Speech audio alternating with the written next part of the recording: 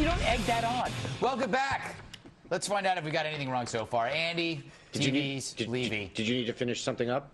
Well, yeah, Mike brought his phone in. He's not supposed to have his phone in here. Seriously? Yeah, because his phone rings, so we have to take it from him. He's like a little boy. I left handsome boy. I left one of my. That's so disturbing. A little gorgeous boy. I left one of my phones in the green room, and but I forgot to unpack my other One gear. of my phones, Mr. Big Shot. Well, you know, when you manufacture as many suppositories and leg warmers as diligence does, you gotta be ready on the comms. Yeah. Terror stuff. Hey, John, can we play that Joe Biden tape again? The thing we're all most worried about is what they call the Lone Ranger, a lone actor, not some extremely complicated plan like it took to take down the World Trade Towers. The thing we're most worried about is the Lone Ranger? Yeah. I don't know. One guy with a grudge. Or was it an actor playing the Lone Ranger? What is he talking about? I think he meant the lone wolf, right? Isn't that what they usually call it? I don't know. Don't bring some sense into this conversation. So confused. Or should I say anger? So confused. The movie Was someone calling my name? Yes. Yeah, Andy, can you name the actor who played the Lone Ranger? Yes, I can. Go ahead. We don't have time. We don't have time? Nope. Would have taken you 3 seconds. First name Clayton? Clayton Powell. Yeah, it was Clayton Powell. Clayton. You know, Clayton Powell. Clayton Moore. Hughes. Clayton Moore. Clayton Moore. I was close. Mike, you said some really cogent and really informative stuff in this block, and it pretty much threw me for the rest of the show. I know. I think I looked through my records, and it was the only time in the past 5 years I've actually said anything of substance. Yeah, or answered a question for that matter. Yeah.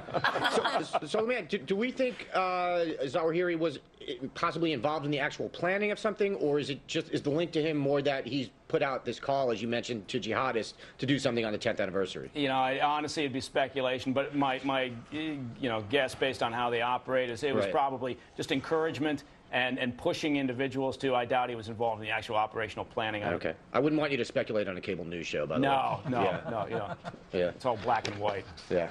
You always got to bring race into this. That's unreal. We're past that. You know, my kids. Post-racial. Your kids are racist. Anna, thanks for giving the terrorists the idea to wait until 9/12 because we'll have let down our guard. Again, I don't think they're listening to me. Yeah. You'd be surprised. You are exactly their type. I hope they're not. Yeah. I am hoping, however, that the 9/12 project protects us. Me too. That's my birthday. And Greg's birthday. Yes. And Greg's birthday, yep. Mike, you gave President Obama some credit for keeping us safe. Get out. That's it. You're done. Yep. Yeah, tear up your contract. Oh, I don't have one. Now you know, but the fact that why.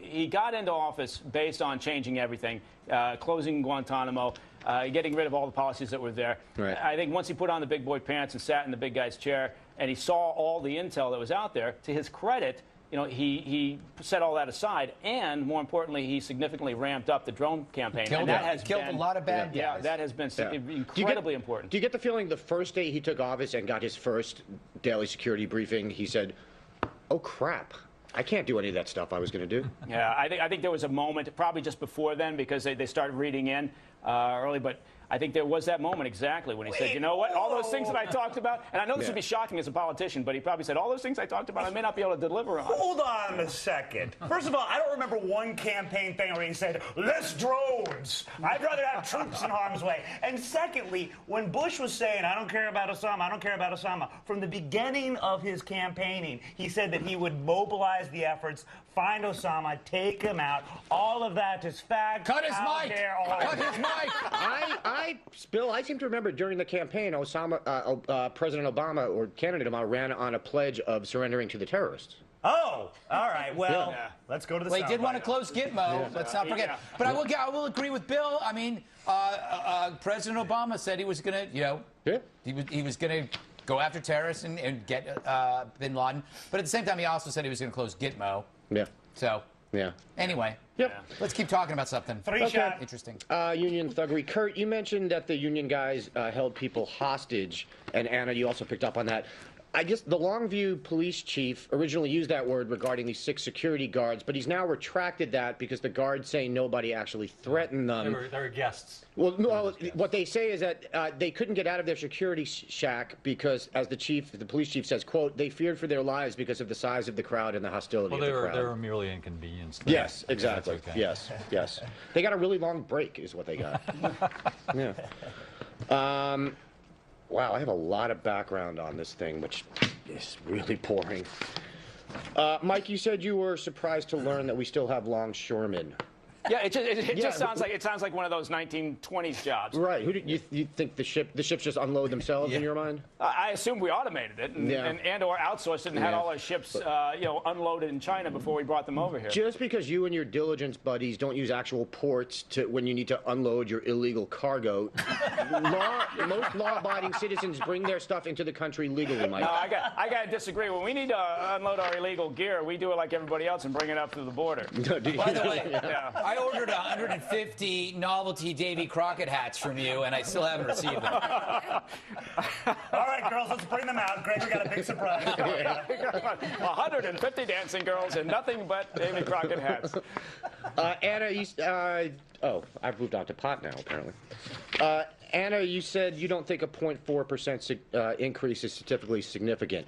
But here's the deal. Sure, it's not. But then next year it's another 0.4%. The year after that it's another 0.4%. And, after 200 years, it's like 100%, Anna. Think. That is true. But it doesn't particularly bother me. My whole point was I don't mind people who smoke pot. I think we're fighting a wrong battle trying to put people who are like harmless and smoking weed I think in every jail. drug, at this point, I want every drug except pot legalized because I'm tired of listening to potheads talk. You know what? That's an excellent point. You're right. That sounds like a war on Bill. No, it really doesn't. Greg. All right. Yeah. It's concise. Greg, you said of this story, a new government survey on drug use indicates a slight uptick in snoochie boochie usage. Yes. What? I could have rhymed it with Steve Ducey, but I thought maybe I went too far. Yeah, you might have. I don't even know what that meant. I don't either. That's what I'm asking. That's what Jay and Silent Bob call their pot. It's well known in the community, both of you. Snoochie, All right. Boochie. Snoochie Boochie. All right, just 2 things. Lastly, Greg, Anna, in speaking of medical marijuana, don't minimize back problems and stress, man. I'm sorry. I'm sorry. That is your... Those are legitimate issues. That's your wheelhouse, There Andy. are people who really do that. Don't ruin it for those of us who get other things because of those problems, is my Case point. in point, have you been having back pain recently enough to go to a doctor to...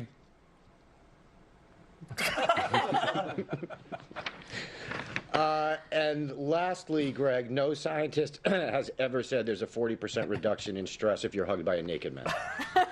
Except possibly Da Vinci or Sir Francis Bacon, apparently. Interesting. Yeah. Well, they said that about global warming, There's something about, Galileo something. Yes. Yeah. Here's a question for you, Andy, before I go to break. Sure. Would you like to stick around for the lightning round and participate in our discussion on Chris Brown? No, I have nothing to say to him. Really? Yeah, I will if you want me to. That might be kind of fun. All right, I'll stick around. Oh, groovy. Coming up, Jake Gyllenhaal is dead. Tired of being mistaken for his sister. But first, is Chris Brown a horrible person and a big jerk? A fair and balanced discussion coming up.